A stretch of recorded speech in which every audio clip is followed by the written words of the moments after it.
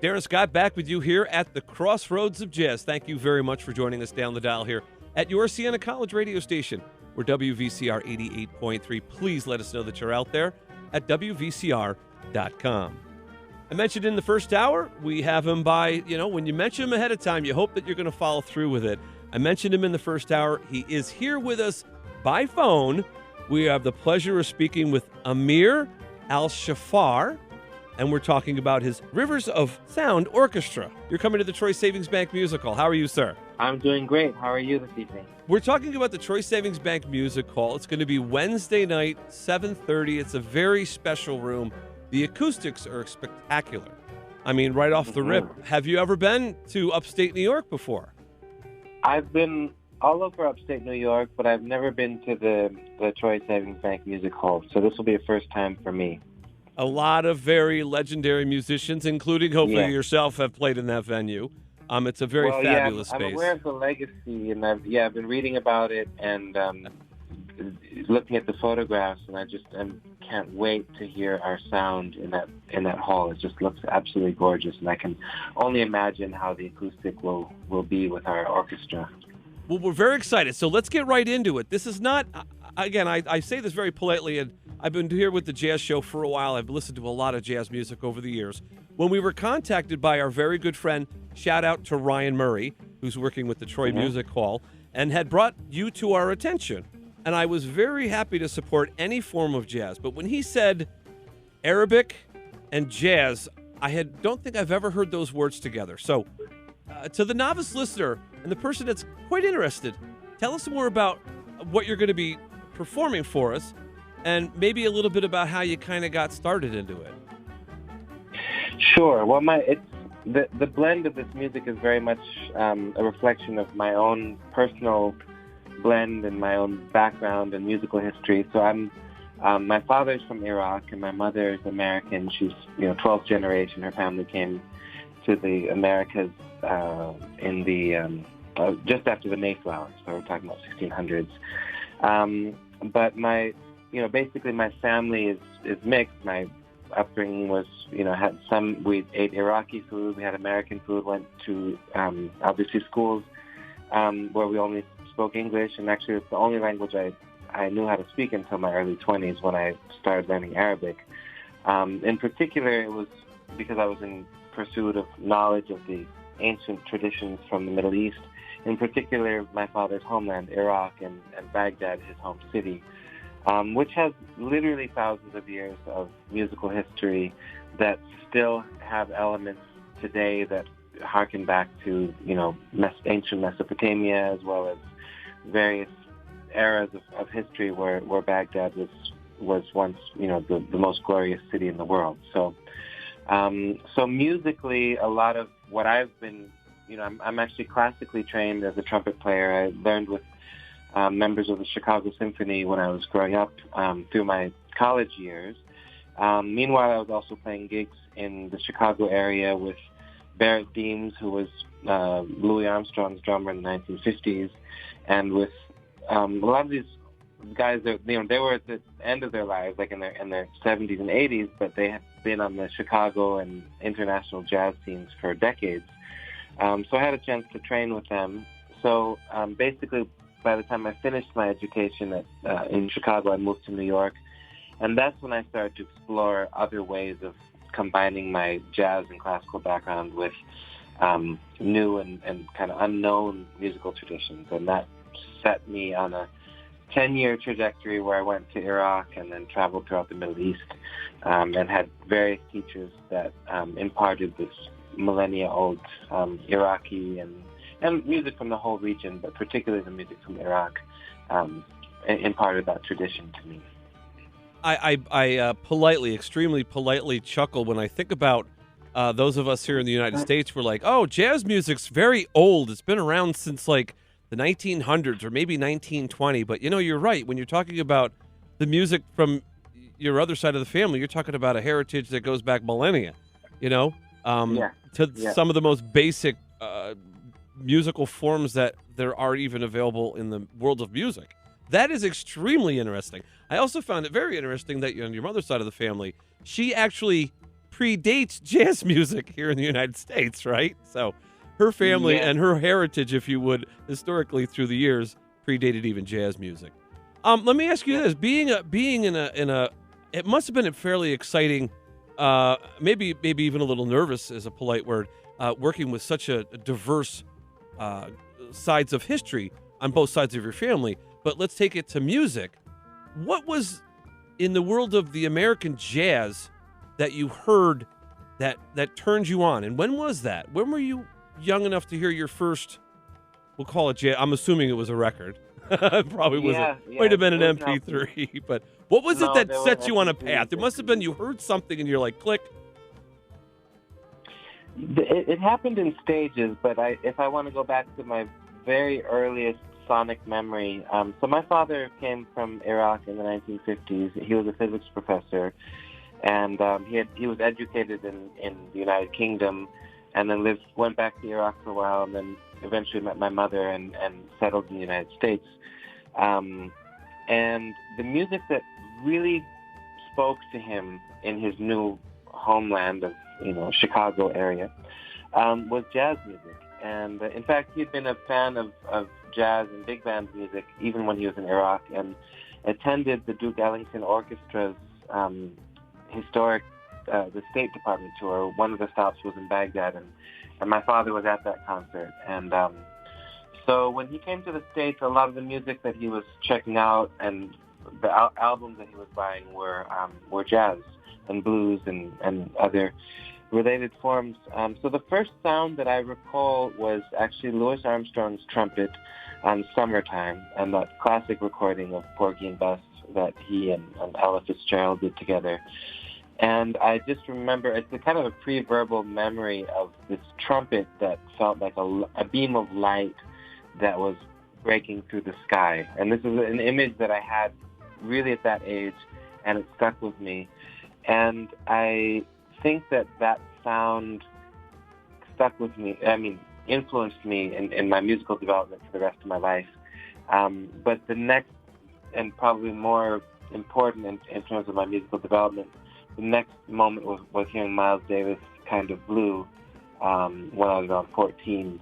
And that was when I really got turned on to the trumpet and decided to make it my main focus. I'd been playing guitar and checking out blues and rock music, classic rock. But when I heard Miles' Kind of Blue, it literally changed my life.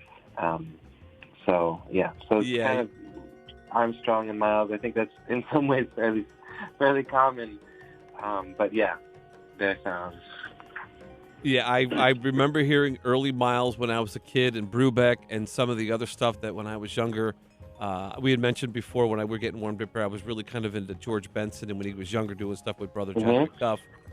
Listen, thank you very much. We're at the Crossroads of Jazz. We are speaking with Amir ElSaffar, and we're talking about his Rivers of Sound Orchestra. He's going to be at the Troy Savings Bank Music Hall. You've got more than enough time. TroyMusicHall.org, I believe, is the website. If not, Google the Troy Savings Bank Music Hall. The show is at 7:30 on Wednesday night, and I'm assuming we're not sold out quite yet, right? So there's probably tickets left. So let's talk about let's talk about the evening of. Other than yourself, it's an orchestra. So I don't know if you want to go through the whole listing, but if you want to talk about some of the musicians, maybe some of the more unique instruments, tell us about what are we going to anticipate when we're there seeing you on Wednesday night?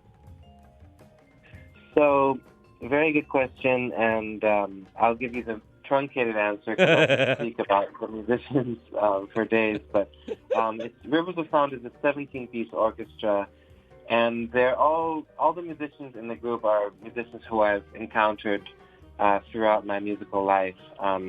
Some very long-standing collaborators, such as my sister, Dina, who plays violin, and she also plays the joza, which is an Iraqi spike fiddle instrument that's made out of a coconut shell. Okay. And it has a skin that's the skin from a water buffalo's heart. It's a very specific, it's called the pericardium of the water buffalo. That's the resonator. So, a lot of instruments use lamb skin or goat skin or fish, and this is a very particular sounding instrument. So that's going to be one of the instruments we're going to see in one of the musicians. Her husband is also a percussionist and plays the ensemble. His name is Tim Moore. He's American-born, but has learned the rhythms and melodies of the Middle East. And then there's other Middle Eastern instruments such as the oud. We have two oud players. The oud is basically the lute of the Arab world.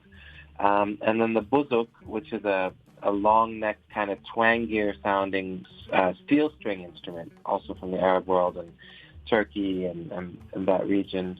But then we also have jazz musicians and jazz instrumentation, such as drum set, Nasheed Waits, who's one of the leading drummers in New York today, and his father, Freddie Waits, was played on basically his discography is a who's who of jazz musicians of the 60s and 70s. Nasheed trained with Max Roach when he was young and has become a real force and a very, very impressive musician to listen to. And we have vibraphone and piano, and those instruments have been retuned, so we're used to piano being equal-tempered. For this orchestra, there's microtones, meaning that some of the notes have been slightly flattened or sharpened to match the pitches of the Arabic scales, and these are ancient modes that go back, again, we're talking thousands of years. So it's very much a hybrid ensemble. And then, of course, the saxophones. We have a bass saxophone, which is quite a rare instrument. It's a very deep-sounding, like enormous tone. And that's J.D. Perrin who plays it. He's 74 years old. He played on John Lennon and Yoko Ono's Double Fantasy, and he played with the band in the 70s and Stevie Wonder. And his discography is just mind-boggling. So it's quite an interesting and unique group of musicians. Well, very cool. You're going to want to be there that evening, especially if you want to come out and find something different. And I should note that it is also April, which is Jazz Appreciation Month. If you want more details about this show and all the shows that are taking place at the Troy Music Hall, we certainly encourage you to find them online at troymusichall.org. I'm about to wrap it up. We've had you here for a while. I really want to thank you for your time, spending time with us here at the Crossroads of Jazz. We've been talking to, again, Amir ElSaffar and his Rivers of Sound Orchestra. Now, not right now, but when we get to cut you here, we're going to play a track from some of the music. Do you have a recommendation? Let's listen to Lightning Flash. It's on the latest record, The Other Shore, that came out in 2021. Listen, stay right there. You're at the Crossroads of Jazz. Don't go anywhere.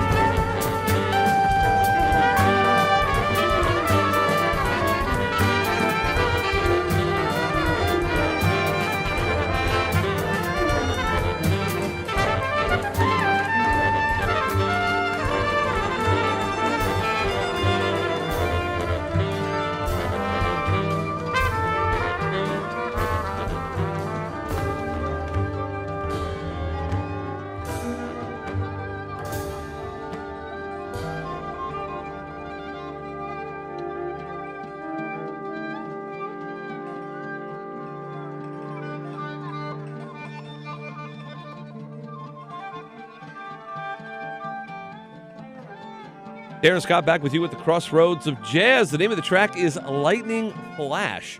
It is music from Amir ElSaffar. We've been speaking with him this afternoon. Again, are you still there with us on the phone, Amir? I'm right here. Listen, great track. Thank you very, very much. You're going to be at the Troy Savings Bank Music Hall this coming Wednesday. The show's at 7:30. There are tickets still available, troymusichall.org, if you'd like to find out more information about that. And again, we've been talking to you about your Rivers of Sound Orchestra. Tell me a little bit about the track we just heard, Lightning Flash. So Lightning Flash has 3 sections to it. The first is this kind of festive ensemble, full ensemble rendering of a melody that I wrote. The melody kind of goes between the maqam scales of the Middle East and also a jazz and bluesy sensibility. The second section is a kind of a cool jazz, smooth groove that's like a 6/8 feel. It's like a kind of a waltz feel with a buzuk solo. Buzuk is that long neck lute that I mentioned earlier. Right. And then the final part is sort of this celebration, and it features the bass saxophone, which you can hear loud and clear at that bottom, doubling the upright bass, and then a couple more solos to take it out. So hope you enjoyed it. Well, listen, we are looking forward to having you to the Capital Region. Please, safe travels wherever you're going, whatever you're doing, whatever mode of transportation you are coming up to Troy, New York. Thank you very much for making the trip. We've been speaking this afternoon, and thank you so much to him for his time, Amir ElSaffar. You're going to want to come out if you're ever interested to hear something different, like different. I'm telling you, folks, it's Jazz Appreciation Month. If you're on the fence about coming out to a show, this is the one to come out to. It's going to be a very, very special evening. And as I understand, you're still with me, there's going to be no opener, so it's just going to be you on stage the whole time. There might be an intermission or something, but there's no opening act or anything like that prior to you guys. Well, let me qualify that on-stage part, because one interesting feature about this performance, for a lot of it, the musicians will be playing from around the hall, like in the balcony. And this is something new. We just premiered it on Tuesday at the Granite Center at the University of Illinois. That we played it last night in Minneapolis, and tonight, or tomorrow, last week, what am I saying? Let me say that again. We premiered it last week. Nothing like being on tour, right? Last week in University of Illinois, then Minneapolis, and then tonight in LA, and then we'll be at Dartmouth, Troy, and then the night after Troy, we'll be in New York City. Well, God bless you, man. Sounds like you got your hands full there, so please be careful with your travels. 21 people on the road. It's quite a lot, especially with, all the COVID stuff that we're having to deal with in the middle of it. But everybody's standing and staying healthy and strong. So. All right, well, stay healthy and strong. Thank you very much. We've been speaking today to Amir ElSaffar. He's coming to town. It's going to be worth your while to come on out and check it out. Troy Savings Bank Music Hall. It's all going down this coming Wednesday. Tickets are still available. Come on out. It's going to be 7:30 show. troymusichall.org. Hey, you're going to want to stay tuned. Amir, thank you very much for your time, but I don't want to get too somber here. But a very, very influential member of our music community passed away this past week. Skip Parsons, a very influential, did a lot of clarinet work, did a lot of riverboat jazz band stuff. And we're going to be doing the last half hour. The last half hour of our show is going to be dedicated to Skippy. He's been making music here in the Capital Region for almost 60-plus years. So I don't want you to feel like you're upstaged. But we are very happy for spending time with you, and we're looking forward to seeing you over here at the Music Hall on Wednesday night. Absolutely. It's my pleasure, and it's an honor to share the program with him. Sounds like a wonderful musician. Fabulous. And I will talk to you personally about that on Wednesday night, okay? Yes. All right. Absolutely. Thank you so much. Thank you so much, too. Stay tuned. We're not done by a long shot. You're at the Crossroads of Jazz. CNR Radio,